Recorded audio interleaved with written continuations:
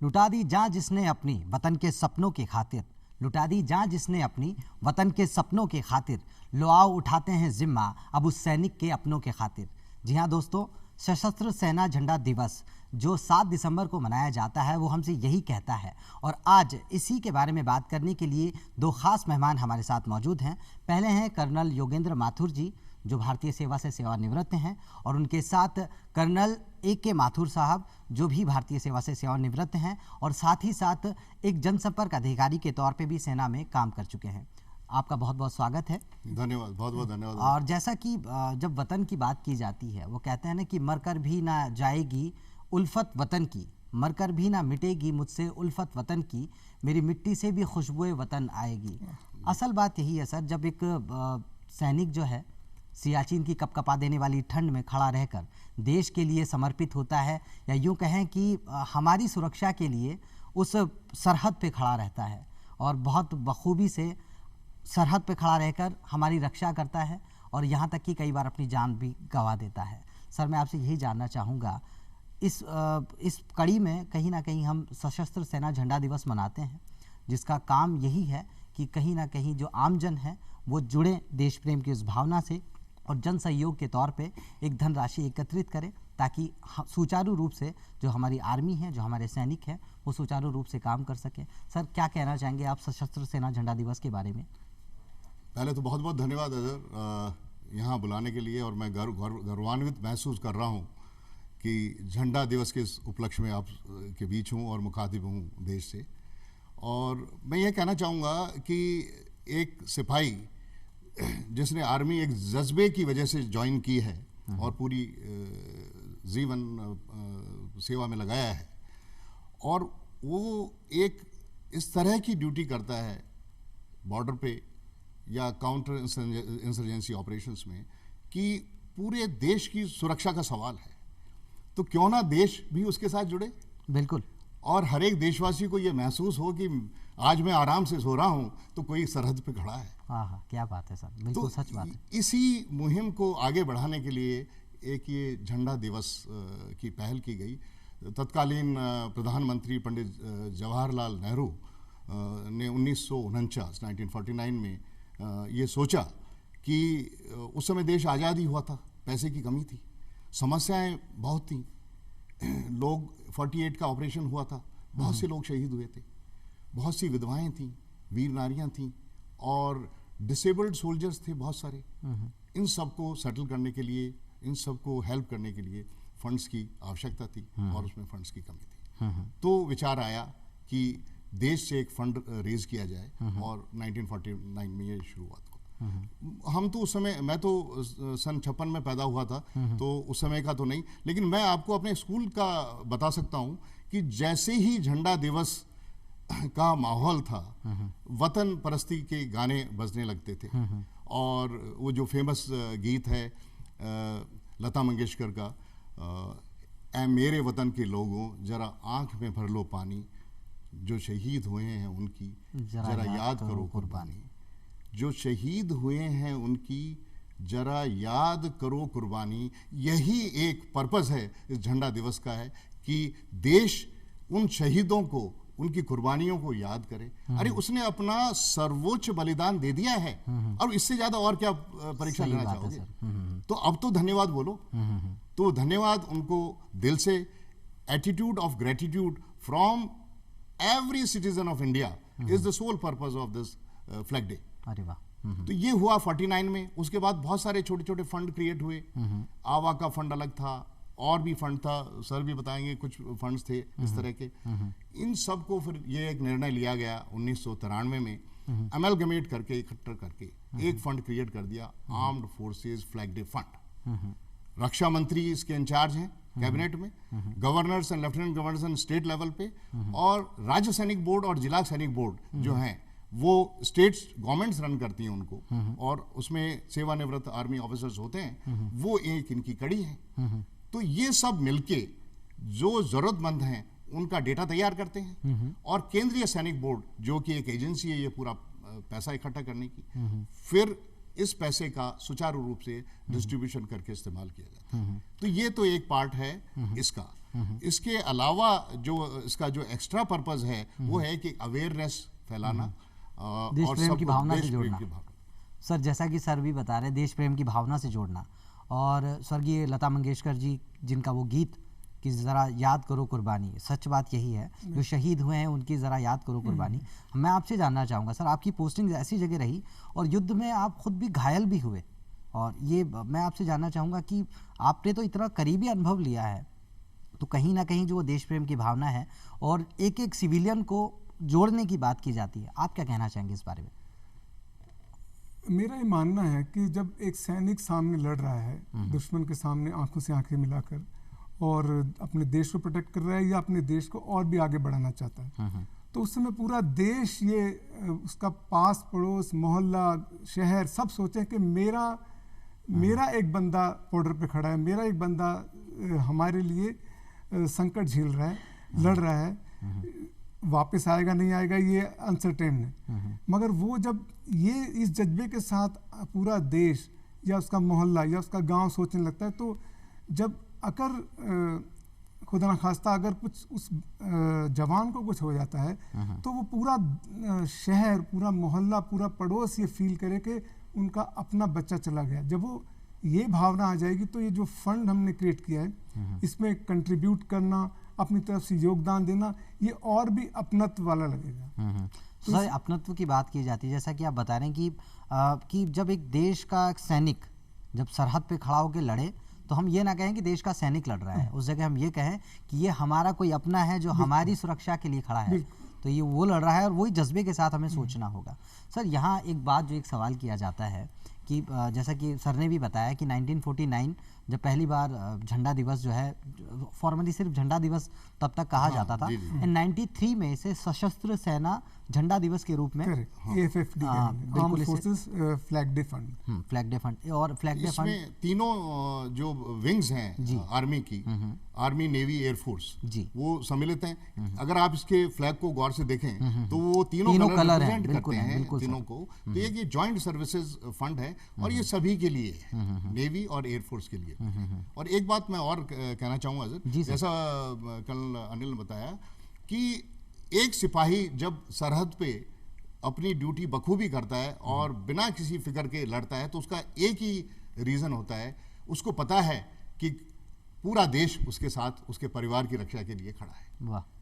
ये जज्बा उसमें जब ही आ सकता है अगर उसको फिक्र होगा कि मैं रिटायर होके आऊंगा, कहाँ जाऊंगा, क्या होगा, मेरी पेंशन और घर होगा। 40-45-50 साल की उम्र पे एक आदमी रिटायर हो गया, उसको पूरा जीवन पड़ा है उसका, उसके बच्चे अभी सेटल नहीं हुए, उसको पूरा करना है। तो देश की जिम्मेवारी है, हर एक सिटीजन की जिम्मेवारी है कि जब वो सेवानिवृत्त होकर के वापस आता है, he is not retired, he is reattired. He is not retired, he is not भूतपूर्व, he is अभूतपूर्व। क्या बात है। So please treat him that way and think whatever best you can do to honor, उसका सम्मान करो, दिल से करो, वो अपनी ड्यूटी दुगनी मुस्तैदी से करे। सही बात है सर, वो एक जो जज्बा है उसे कायम करना बहुत ज़रूरी है, देश प्रेम की जो भावना है उसे जगाना बहुत ज़रूरी है। सर यहाँ मैं आपसे दोनों से ही जानना चाहूँगा बारी बारी से, जैसा कि आप बता रहे हैं कि 93 में जब सशस्त्र सेना झंडा दिवस के तौर पे इसे मनाना शुरू कर दिया गया, तब आप मतलब फॉर्चुनेटली तब आप पोस्टेड थे और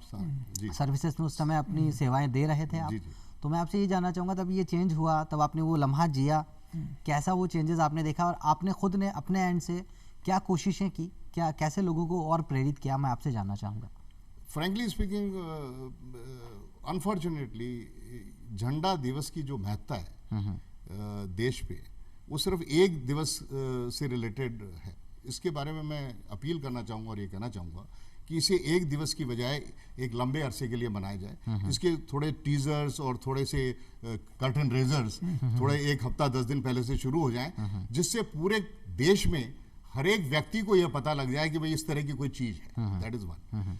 दूसरा, जो आर्मी का रोल है झंडा, हाँ आर्मी वाले रिसिपिएंट हैं ऑनर के, उनको धन्यवाद दिया जा रहा है, वो ले रहे हैं धन्यवाद, उनको हेल्प की जा रही है, वो रिसीव कर रहे हैं। लेकिन इसी समय आर्मी का क्या रोल है, आर्मी क्या करती है, उसका इस्तेमाल करते हुए इक्विपमेंट डिस्प्ले कैंप्स ऑर्गेनाइज करती है, awareness of army service, artillery के इक्विपमेंट, इन्फेंट्री के इक्विपमेंट, एयर डिफेंस के इक्विपमेंट, मॉडर्न टेक्नोलॉजी को बताती हैं। ये पुरानी आर्मी नहीं है जो प्रिमिटिव इक्विपमेंट से लड़ती है। आजकल बोफोर्स की बात होती है, आजकल और भी हाईटेक इक्विपमेंट्स की बात होती है। उसको ऑपरेट करने के लिए एक क्वालिफाइड टेक्निकल मैन पावर की आवश्यकता है। वो अवेलेबल है, पूरे एनवायरनमेंट में अवेलेबल है।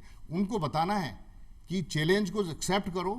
इफ यू, वो कहते हैं do you have it in you, do you have it in you, if you have it in you join army and be winner for the life. क्या बात है तो ये जज्बा क्रिएट करती है आर्मी, सबको बताती है और यूथ को अपील करती है कि आइए आगे बढ़िए, देश की सेवा कीजिए। Money is not the everything. Sir एक बार फिर से हम ये जानना चाहेंगे, शुरुआत कहाँ से होती है सशस्त्र सेना झंडा दिवस की? जैसे 93 में हम बात कर रहे हैं, तो क्या कुछ उस समय लागू और किया गया? मैं आपसे जानना चाहूँगा एक सर से। पहले जैसे कि सर ने बताया कि तीनों सेनाओं के अपने अपने वेलफेयर फंड्स हैं, वो है, मगर बहुत लिमिटेड हैं। स्पेशली जो वेटरन्स हैं उनके लिए, उनकी और जो लड़ाई लड़ रहे थे, शहीद हो गए, उनकी विधवाओं के लिए, उनके अनाथ बच्चों के लिए वो उतना सफिशिएंट इन तीनों फंड में नहीं था, नहीं है। बल्कि अभी भी वो फंड इतने काबिलियत नहीं रखते कि पूरे रिटायर्ड लोगों को देख पाएँ, उनके बच्चों को देख पाएँ। अब यहाँ पर armed forces special armed forces flag day fund जब बनाया गया तो ये एक एपेक्स फंड हो गया कि अब एक, जैसे सर ने बताया कि एक हमने डेटा क्रिएट किया कि कहाँ कहाँ इसकी ज़रूरत पड़ेगी, कहाँ कहाँ हम हर कॉर्नर में जाकर देश के किस ज़रूरतमंद के पास हम ये फंड पहुँचा पाएँ, ताकि उसको लगे कि यस, मेरे पिता को या मेरे भाई को कोई भूला नहीं है। अगर मुझे आज पैसों की ज़रूरत है, मुझे अपने आप को सेटल होने की ज़रूरत है, पेंशन सब कुछ नहीं है। अगर उसके 4 बच्चे हैं तो उसके लिए पेंशन सफिशिएंट नहीं है, उसके पढ़ाई के लिए सफिशिएंट नहीं है, तो ये फंड उस समय काम आ जाता है। और ये फिर जैसा सर ने बताया था कि एपेक्स जो रक्षा मंत्री हैं वो पूरे फंड को देखते हैं, फिर उसके बाद केंद्रीय सैनिक बोर्ड जिसके अंडर आता है, फिर राज्य सैनिक बोर्ड और जिला सैनिक बोर्ड, ये फिर उस फंड का इस्तेमाल दुरुस्त तरीके से करते हैं। सर अगर आम भाषा में मैं जानना चाहूँ, और सर AK सर से मेरा एक क्वेश्चन रहेगा कि मैं आज फंड देना चाहता हूँ, तो ये क्या जरिया हो सकता है वो फंड देने का, आपसे जानना चाहेंगे। सर पहले तो जो हम आम जन सोचता है कि भाई मेरे कोई फ्लैग देगा, पहले ऐसे होता था सर कि छोटे छोटे फ्लैग स्कूल में डिस्ट्रीब्यूट कर देते। जब हम स्कूलों में थे तो NDF नेशनल डिफेंस फंड की तरफ से फ्लैग आते थे, हमको टीचर बांट देते थे। हम अपनी तरफ से एक दिन पहले हमको बता दिया था कि हमको झंडा दिवस पे कुछ पैसा देना है, तो हम दे देते थे। वो बहुत मिनिमल था, वो बहुत कम था। अब जब ये बाकी टेक्नोलॉजी आ गई, मनी ट्रांसफ़र की, RTGS की, तो तब जैसे आपने बताया कि 1993 में एक नया रूप दिया गया। तो अब आप अपने चेक से, बैंक ड्राफ्ट से, नगद से, पहले मनी ऑर्डर भी हुआ करते थे, मगर अब आप मनी ट्रांसफ़र कर सकते हैं। आप उनकी साइट पे जाइए और आपको वो अकाउंट नंबर, बैंक एड्रेस, उसका IFSC कोड सब मिल जाएगा और आप कंट्रीब्यूट कर सकते हैं। हर आदमी कंट्रीब्यूट कर सकता है, सीधे तौर से जुड़ सकता है। जैसे मैंने आज सुबह पे फ़ोन से ही कर दिया। फ़ोन पे से मैंने अपना झंडा, मुझे मिले नहीं मिले तो एक सिंबॉलिक है, तो जरूरी नहीं मुझे झंडा देंगे तभी मैं दूंगा, जैसे बचपन में हम दिया करते थे। मगर अब मुझे पता है कि झंडा दिवस है, मैं सैनिक हूँ, वो बात नहीं। अब तो मैं एक आम नागरिक हूँ, मगर वो सैनिक जो लड़ रहे हैं, उनके परिवार जो, अगर वो शहीद हो जाता है तो उसके परिवार को ये पैसा पहुँचेगा, तो फिर आदमी खुले दिल से आसानी से दे सकता है। क्या बात है सर, बहुत खूब। सर से भी मैं ये जानकारी चाहूँगा। मैं एक चीज़ बताना चाहता हूँ सर जी। जैसा इलेबोरेट उन्होंने पूरा एक्सप्लेन किया, वीर नारी एक शब्द आपने सुना होगा। बिल्कुल। नाउ वीर नारी शब्द इस्तेमाल किया जाता है जो लड़ाई में शहीद हुए, और ज़्यादा और इम्पोर्टेंस दी जाती है उनको जिनके हस्बैंड्स को गैलेंट्री अवार्ड्स मिले, परमवीर चक्र, महावीर चक्र, अशोक चक्र, सेना मेडल और भिन्न तरह के गैलेंट्री अवार्ड्स, पॉस्टुमस, वो शहीद हो गए या डिसेबल हो गए।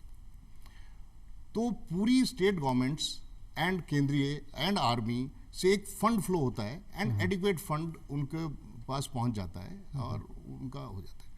लेकिन मैं तवज्जो चाहता हूं रक्षा मंत्री और पूरे देश की उन नारियों की तरफ जिनके हस्बैंड्स ऑपरेशन में शहीद नहीं हुए, ड्यूटी करते हुए ऑन परेड किसी मेडिकल एलिमेंट से शहीद हुए, किसी तरह भी हुए, उनको कोई अवार्ड भी नहीं मिला।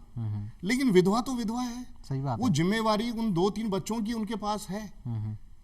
तो मेरी ये अपील है अथॉरिटीज से कि उनका ध्यान रखें, उनका रेजिमेंट लेवल पे जो उनको हेल्प है, जो नीडी हैं, उन तक भी हेल्प पहुंचाएं। उनकी जरूरत भी उतनी ही है जितनी किसी वीर नारी की है। सही बात तो ये है। मेरी एक निवेदन और एक अपील है।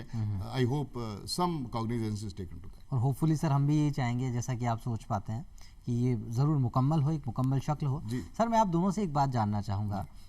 सेना के जो झंडे दिवस की हम बात करते हैं, और विजय पताका जो हमारी पौराणिक कथाओं से हम सुनते चले आ रहे हैं, जब भी विजय को मुकम्मल तौर से हम देखते हैं ना कि अब औपचारिकता पूरी हो चुकी है, तब वो झंडा हमें लहराता हुआ नज़र आता है।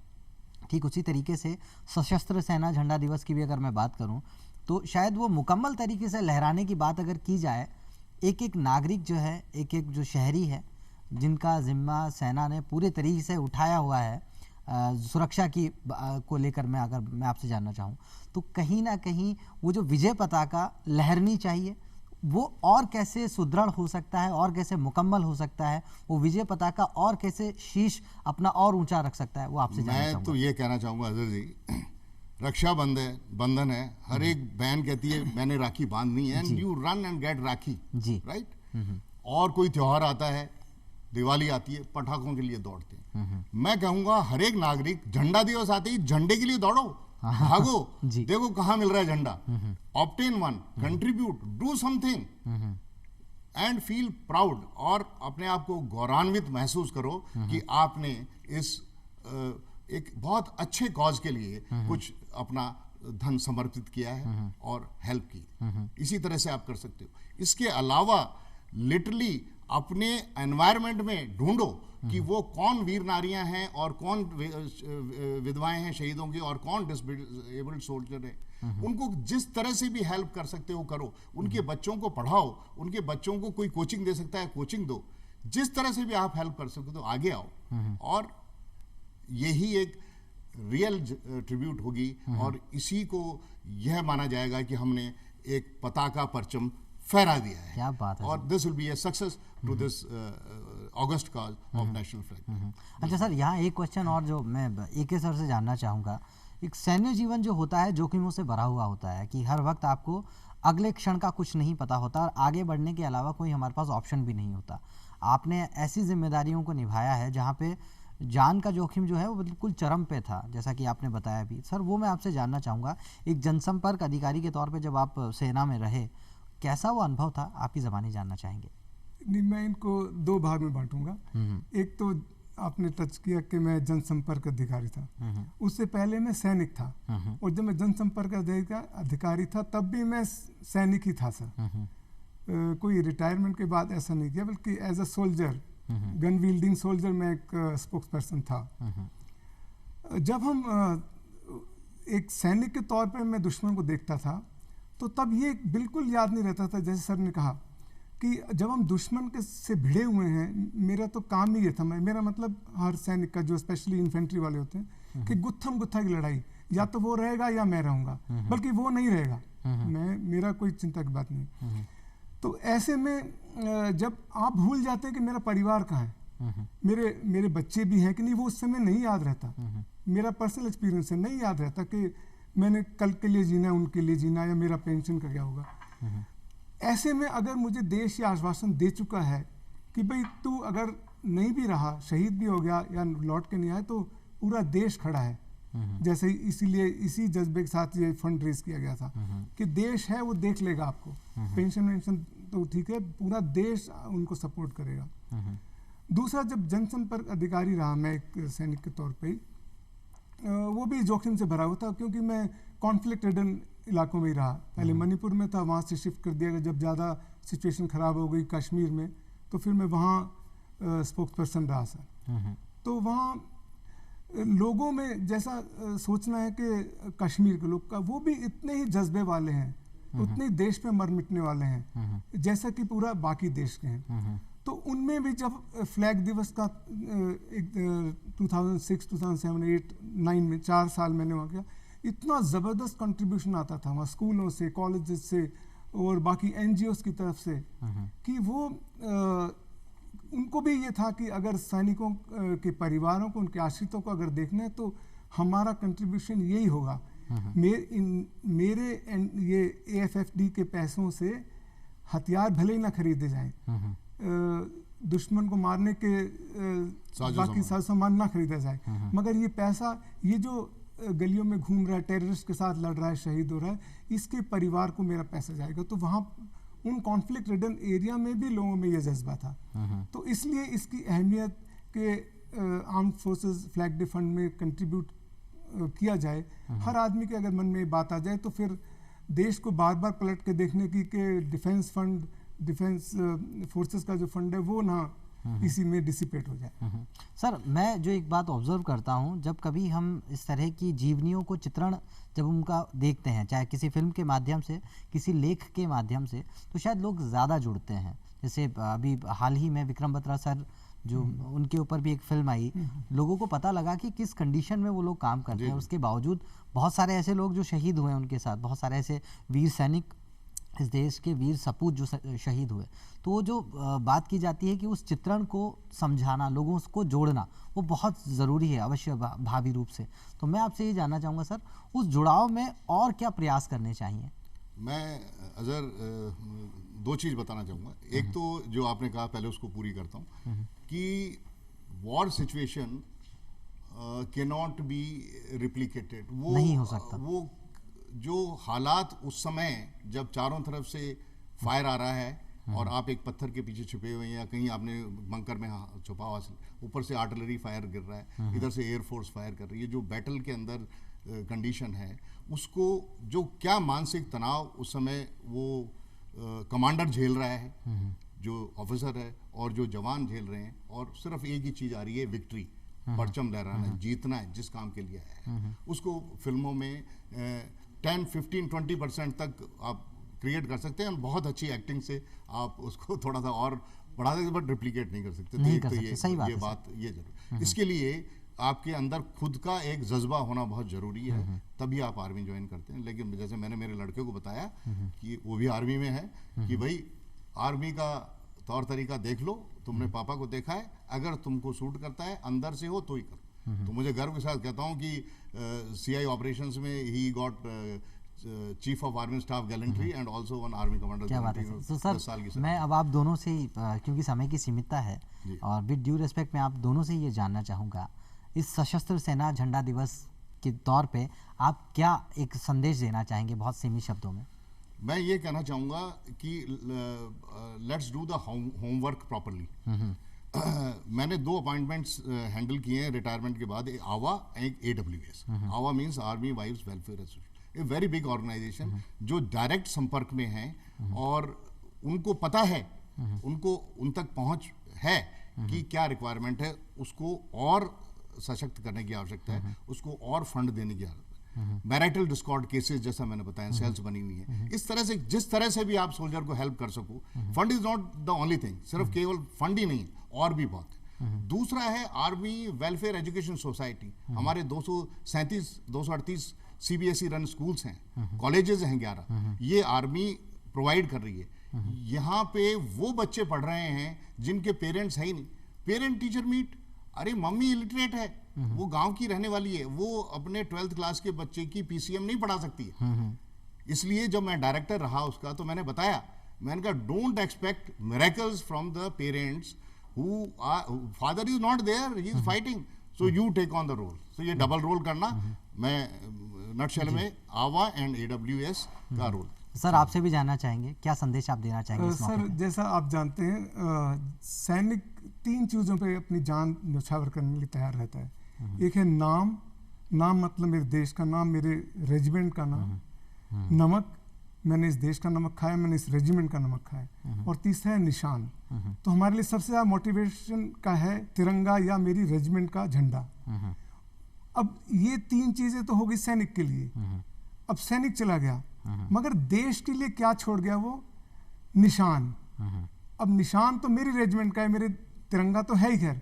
अब तीनों सेनाओं का जो आपने ये AFFD में तीनों सेनाओं का अमलगमेशन करके एक सिंबल बनाया, उस झंडे को देखते ही देश में ये जज्बा है कि ये तीनों सेनाएं, सैनिक चला गया मगर लाओ में उनके आश्रितों के लिए या उसके अगर वो रिटायर होकर घायल होकर वापस आया या वेटरन है तो फिर वो उसके लिए मैं कुछ कर बैठूं, तो वो निशान हमेशा उनके दिमाग में रहना चाहिए। तो ये नाम नमक और निशान की जब बात की जाती है, वाकई में जो हमारे देश के जो वीर सपूतों ने हमारे लिए किया है, जो डिसेबल्ड भी रहे हैं, दिव्यांग भी रहे हैं और साथ ही साथ शहादत जिन्होंने हासिल की, इसे शब्दों में पिरो पाना शायद मुनासिब या यूँ कहें कि संभव हो ही नहीं सकता।